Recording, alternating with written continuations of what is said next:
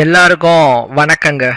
உங்கள் எல்லாரையும் 666 Mantra YouTube channel வாயிலாக மறுபடியும் சந்திப்பதில் எனக்கு ரொம்ப சந்தோஷம். தொடர்ந்து நம்மளுடைய யூடியூப் சேனல் வாயிலாக நிறைய பயனினை கொடுக்கக்கூடிய ஆன்மீக தகவல்களை பார்த்து கொண்டு வருகிறோம். உங்களுடைய மேலான ஆதரவும் நமக்கு தொடர்ந்து கிடைத்து கொண்டே இருக்குது.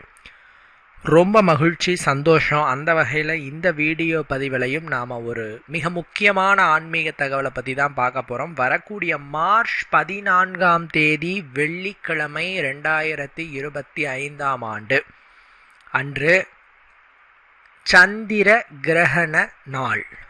இந்த சந்திர கிரகணத்தை நாம் எக்காரணம் கொண்டும் தவறவிடக்கூடாது, பயன்படுத்தி கொள்ள வேண்டும். உங்களுடைய வாழ்க்கையில் ஒரு டேர்னிங் பாயிண்ட் அப்படின்னு சொல்கிற ஒரு விஷயம் இந்த சந்திர கிரகண நாளில் இதை செஞ்சிங்கன்னா நடக்கும். அது என்னங்கிறத தான் இந்த பதிவில் விளக்கமாக பார்க்க போகிறோம். பதிவை தயவு செய்து முழுமையாக பாருங்கள். பொதுவாக இந்த கிரகணம் அப்படிங்கிறது வருடத்திற்கு ஒரு முறையோ 2 முறையோ, சில முறை 4 முறை கூட ஏற்படும். அதில் சில கிரகணம் தெரியும், சில கிரகணம் தெரியாது. அந்த வகையில் இப்போ இந்த மார்ச் 14 ஏற்படக்கூடிய சந்திர கிரகணமாகப்பட்டது இந்தியாவில் தெரியாது. ஆமாம், இந்திய நேரப்படி மார்ச் 14 காலை 10:39 தொடங்கி பகல் 2:18 வரை இந்த சந்திர கிரகணமானது ஏற்படுகிறது. இதை நாம் சிவப்பு சந்திர கிரகணம் அல்லது இரத்த சந்திர கிரகணம் என்று நாம் சொல்லுகிறோம். ஏன்னா பூமியோட நிழல் சந்திரன் மேலே படுறதுனால தான் இந்த கிரகணம் ஏற்படுது.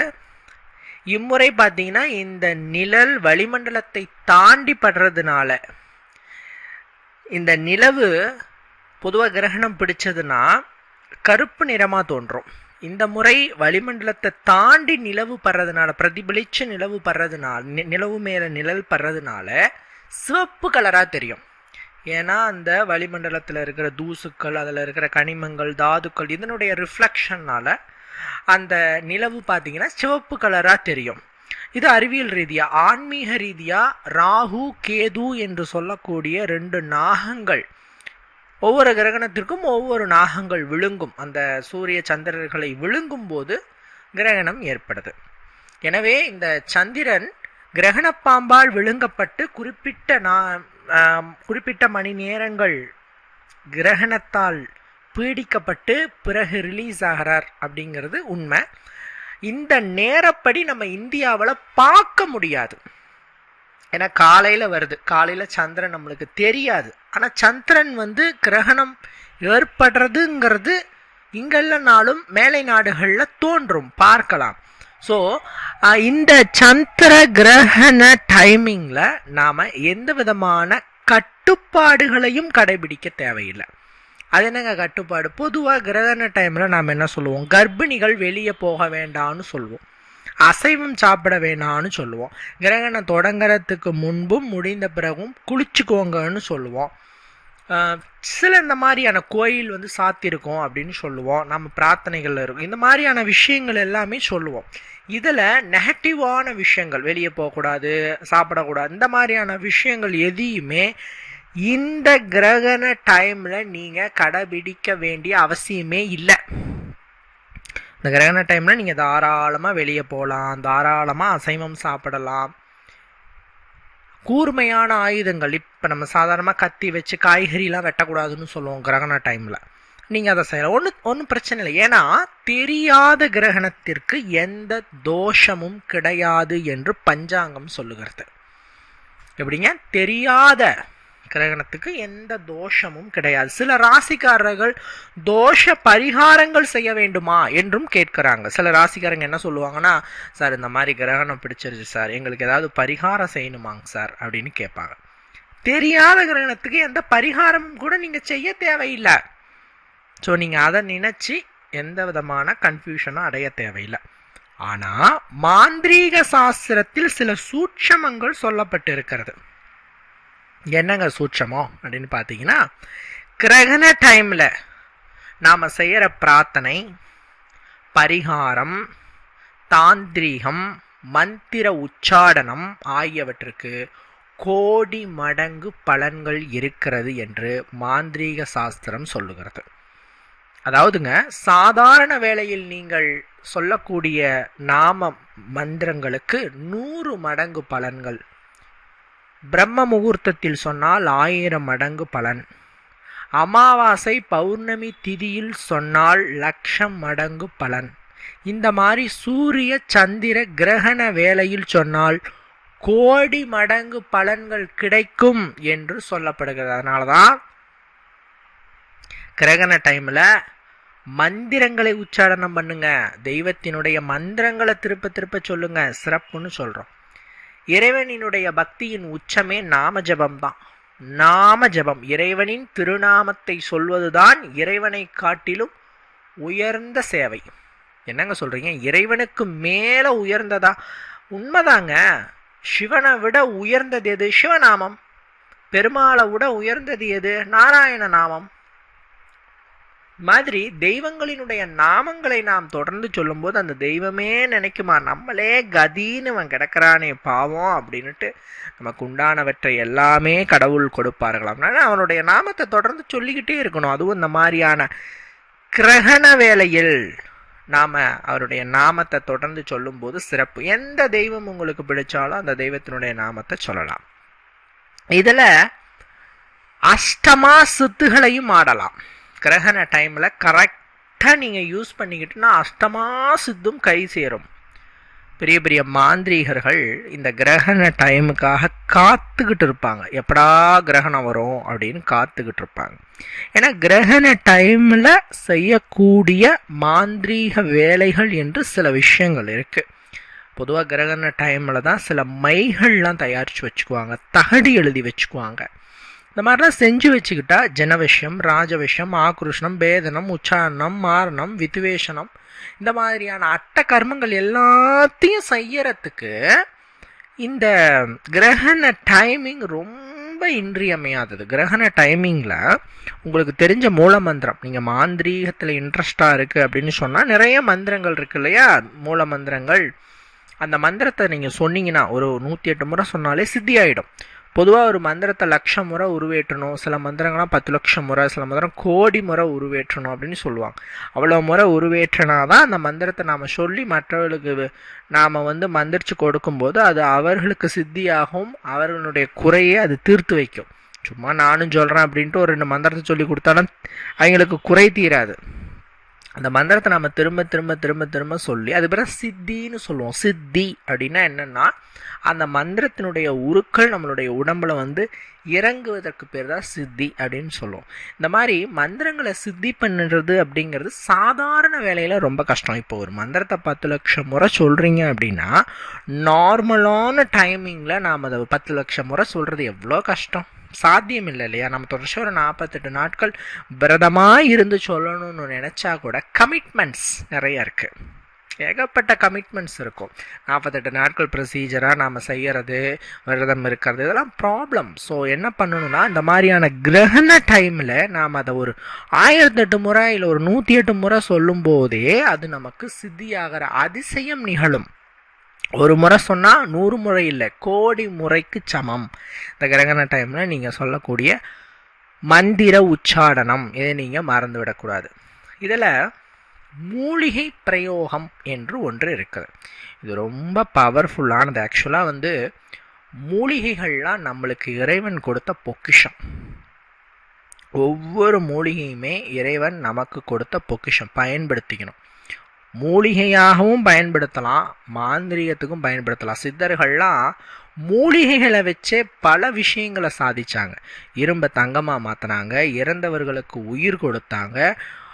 ஒரு காயம் ஆகுதுன்னு வைங்க, அந்த காயம் ஆறுறதுக்கு 1 மாதம் ஆகும். பட் சில மூலிகைகளை கரெக்டாக பிரயோகப்படுத்தும் போது 1 மணி நேரத்தில் அந்த காயம் இருந்த இடம் தெரியாமல் மறைஞ்சு போகிற அதிசயம் எல்லாமே நிகழ்ந்திருக்குது இந்த மூலிகையில். இப்போ அது புழக்கத்தில் இல்லை, நாம் அதை பெருசாக கண்டுகிறது இல்லை. மூலிகைகள் சித்தா அப்படின்னாவே இப்போதான் லைட்டாக மக்களுக்கு கொஞ்சம் தெளிவு ஏற்பட்டு அதுக்குள்ளே போகிறாங்க.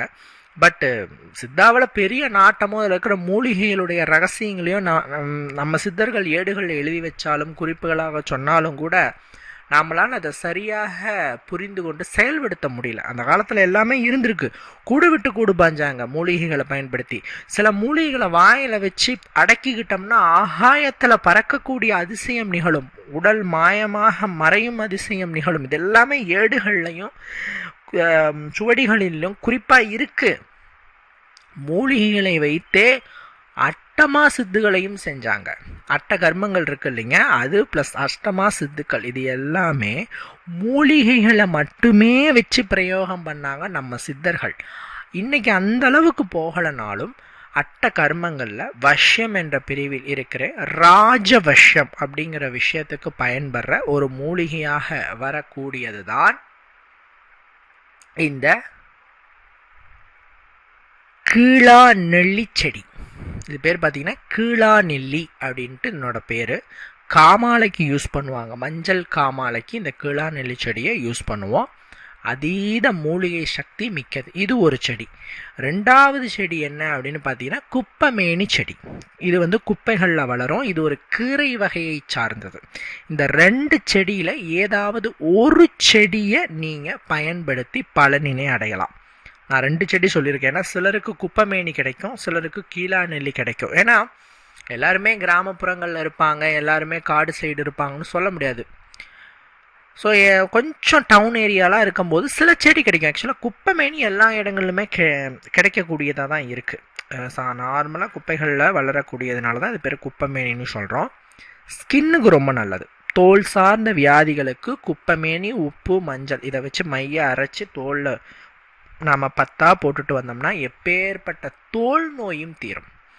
மற்றும் இந்த குப்பமேனி செடி மற்றும் கீழா நெல்லி செடி இரண்டுமே ராஜவஷ்ய மூலிகைகள். இந்த ரெண்டு செடியும் வளரும் இடத்துலையே ஒரு பாசிட்டிவ் வைப் இருக்கும். இந்த செடி ரெண்டு செடியுமே வளரும் இடத்துலையே தெய்வீக ஆற்றல் இருக்கும். ஸோ இந்த செடி ரெண்டில் ஏதாவது ஒரு செடி கிடைச்சதுன்னா இந்த ப்ரொசீஜர் பண்ணுங்க. முதல்ல இப்போ இந்த கிரகணம் வரும் மார்ச் 14 வெள்ளிக்கிழமை. இதுக்கு முன்னாடியே நீங்கள் நான் சொல்கிற ப்ரொசீஜர் படி நீங்கள் செஞ்சுக்கோங்க. என்னன்னு கேட்டிங்கன்னா செடியை ஃபஸ்ட்டு கண்டுபிடிச்சிக்கோங்க. ஆக்சுவலாக இதை என்ன கிழமை பிடுங்கணும் அப்படிங்கிற விஷயம் ரெண்டாவது இருந்தாலும் கூட நம்மளுக்கு கிரகணத்துக்கு முன்னாடி பிடுங்கிட்டா போதும். இப்போ நாம் கிழமை திதி இதெல்லாம் பார்க்க நேரம் இல்லை. எனக்கு கொஞ்ச நாளில் கிரகணம் ஏற்படுது. ஸோ இந்த ஒரு குறிப்பிட்ட கால இடைவெளி எப்போனாலும் செய்யுங்க. ஆனால் காலையில் சூரியோதயத்துக்கு முன்னாடி இந்த செடியை பிடுங்கிடணும். இது ரொம்ப முக்கியம். பல பேர் என்ன பண்ணுறாங்கன்னா மூலிகையை பிடுங்குறாங்க, பிரயோகம் செய்கிறாங்கங்கும்போது சூரியோதயம் வந்த பிறகு பிடுங்குறாங்க. இது தவறு. சூரியோதயத்துக்கு முன்னாடி, சூரியன் உதிக்கிறதுக்கு முன்னாடியே செடியை பிடிங்கிடணும். குளிச்சுட்டு அந்த செடி இருக்கிற இடத்துக்கு போயிட்டு சுத்தி இருக்கிற களைகளை எடுக்க வேண்டும். புல் முளைச்சிருக்கலாம், பூண்டு முளைச்சிருக்கலாம், அதெல்லாம் கொஞ்சம் நீட்டாக க்ளீன் பண்ணிவிட்டு அந்த செடியை சுற்றி சின்ன பாத்தி மாதிரி கட்டிட்டு அதில் தண்ணீரை விட வேண்டும். இப்படி நீங்கள் தண்ணீரை விடுறதின் மூலமாக மண் ஈரமாயிடும். ஈரமில்லாத வர மண்ணை நாம் அந்த செடியை பிடுங்கினோம்னா ஆணிவேர் அறுபட்டு போகிறதுக்கு வாய்ப்பு உண்டு. பொதுவாக ஒரு செடியின் ஆணிவேர் அறுபட்டு போய்விட்டது அப்படின்னு சொன்னால் அது மாந்திரீக வேலைக்கு பயன்படுத்த முடியாது, அதுக்கு வேலையே இல்லை. ஸோ அதனால தான் நாம் பாத்தி கட்டி தண்ணீர் விடணும் அப்படின்னு நாம் சொல்கிறது. இப்படி நாம் தண்ணீர் விட்டு அந்த செடி பார்த்திங்கன்னா மண்ணை ஈரம் பண்ணிக்கோங்க.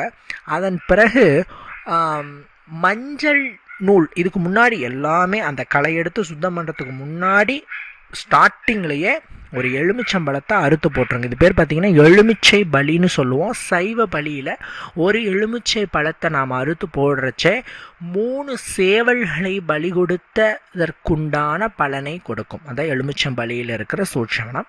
ஸோ ஃபஸ்ட்டு ஒரு எலுமிச்சங்காயை அறுத்து போட்டுட்டு அதன் பிறகு களை எடுத்து சுத்தம் பண்ணி பாத்தி கட்டி தண்ணீர் ஊற்றி ஈரப்படுத்தி அந்த செடிக்கு காப்பு கட்டணும். அது என்னங்க காப்பு கட்டுறது? மஞ்சள் நூல்.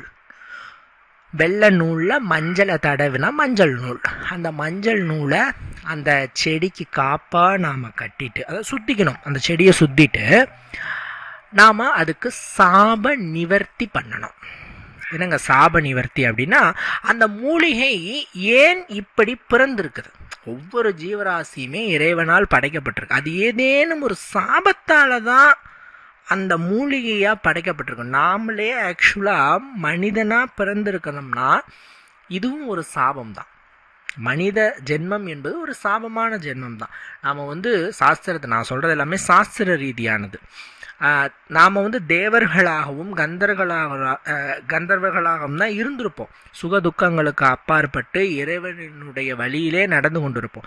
திடீர்னு லௌதீக ஆசைக்கு ஆசைப்பட்டு பூலோக மக்களினுடைய ஆசைகளுக்கு நாம் மயங்கி நாம் அதில் இச்சை கொள்றதுனால ஏதேனும் ஒரு சாபத்தால் தான் நாம் இங்கே மனிதர்களாக பிறந்திருக்கோம். அதனால தான் நம்ம கஷ்டத்தை அனுபவிக்கிறோம், துன்பங்களை அனுபவிக்கிறோம். இப்படி நாம் மனிதர்களாக பிறந்த பிறகும் நம்ம ஆசை போகுதா? போகிறதே இல்லை. அவங்களாட்ட வாழணும், இவங்களாட்ட வாழணும். வாழும் காலம் முழுவதும் இருந்த வாழ்க்கை, பகவான் இந்த வாழ்க்கையை நம்மளுக்கு கொடுத்துருக்கிறார். சௌகரியமாக இருக்குது, நல்லா இருக்குது, நான் சுபிக்ஷமாக இருக்கேன். எனக்கான கொடுக்கப்பட்ட பணிகளை நான் முழுவதும் செய்துவிட்டு இறுதியிலே பகவானினுடைய திருவடியை சேருவன்னு யாருமே நினைக்கிறதில்ல. பிறந்தாச்சு, சாகிற வரைக்கும் மற்றவங்களோட கம்பேரிஷன் மட்டும்தான் பண்ணுறோம். சாகிற சமயத்தில் கூட நான் வீடு வாங்கணும், நான் காடு வாங்கணும், நான் அதை வாங்கணும், இது வாங்கணும்னு நினச்சிக்கிட்டே செத்துட்டோம்னா என்ன ஆகும்? இந்த ஆத்மா முக்தி அடையாது. எப்படிங்க முக்தி அடையும்? ஆசையை திறந்தாதான் முக்தி ஏற்படும். இந்த ஆத்மா என்ன பண்ணும்? அந்த காடு, அந்த சொத்து பத்துகள், அந்த சுகங்களை அடைவதற்கு இன்னொரு உடலை தேடும். அந்த ஆசை நிறைவேற வரைக்கும் அந்த ஆத்மா உடலை தேடிக்கிட்டே தான் இருக்கும். அதனால தான் சொல்கிறது, ஆசையை விட்டொழியுங்கள். ஆசைப்படக்கூடாது. அதுக்குன்னு ஆசைப்படாமல் வாழ முடியுமாங்க அப்படின்னு கேட்டால், ஆசைப்படுறது எந்த விதமான தவறும் இல்லைங்க. ஆனால் அது நடக்கலைங்கும் போது அதை நம்ம ஏற்றுக்கணும். அந்த பக்குவம் இன்னைக்கு யாருக்கிட்டையுமே இல்லை. இது வேணும், இது கிடைக்கலன்னா அவ்வளோதான், என்னையே நான் அழிச்சுக்குவேன். அந்த மனநிலைக்கு வந்துட்டோம்னா இந்த உலகத்தை விட்டு நாம் எப்போ இறைவனின் உலகத்துக்கு போக போகிறோம்? இதுதான் நம்மளோட வாழ்க்கையா? இல்லை. இதுக்கு தாண்டி இறைவனினுடைய வாழ்க்கை என்று இறைவன் கொடுக்குற சுக வாழ்க்கை இருக்குது. இறைவனுக்கு இன்னும் சேவை செய்யணும், எவ்வளோ காலங்கள் இருக்குது. ஸோ இங்கேயே சுற்றிக்கிட்டு இருந்தால் எப்படி? ஸோ ஆசையை விட்டொழிக்கணும். இது நான் ஏன் சொல்கிறேன்னா, சாபத்தினாலும் ஆசையினாலும் தான் இந்த பூலோகமே சுக துக்கங்களை கொண்டது. அது என்ன சொல்ல போனால் சுகங்கள் கம்மி தான், துக்கங்கள் தான் அதிகம். ஸோ ஏதேனும் ஒரு சாபங்கள் நிறைந்தது தான் நம்மளை சுற்றிக்கிட்டே இருக்கிறது. ஸோ அந்த செடியும் ஏதேனும் ஒரு விஷயத்துக்காக தான் இந்த பூலோகத்தில் பிறப்பெடுத்திருக்கு. அந்த செடி நாளைக்கு எந்த ஜீவராசியாக பிறக்கலாம். ஏன் நாளைக்கு அந்த செடி மனிதனாக கூட அந்த செடி நாளைக்கே மனிதனாக கூட பிறக்கலாம், சொல்ல முடியாது.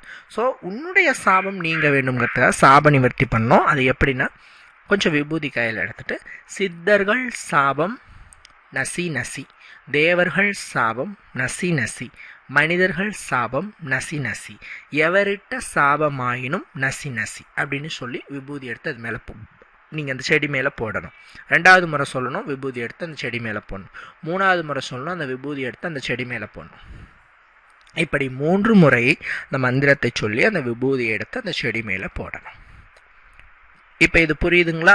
இப்படி போட்ட பிறகு நீங்கள் அந்த செடியை பிடுங்கணும். பிடுங்கிறதுக்கு முன்னாடி அதுக்கிட்ட அனுமதி கேட்கணும். என்னன்னா, உன் உடல் உன் உயிரில் நிற்க சிவா, உன் உயிர் உன் உடலில் நிற்க சிவா, உன் உயிர் உன் உடலில் நிற்க சிவா அப்படின்ட்டு சொல்லிட்டு, இது மாதிரி நான் ஒரு சுபகாரியத்துக்காக உன்னை நான் இங்கேருந்து எடுத்து செல்கிறேன், உன்னுடைய உயிர் உன்னுடைய ஜீவன்லேயே இருக்கணும்னு அந்த செடியை நீங்கள் பிடுங்க வேண்டும். ஏன்னா அதனுடைய சக்தி அங்கே இருக்கணும், சக்தியும் போயிடக்கூடாது.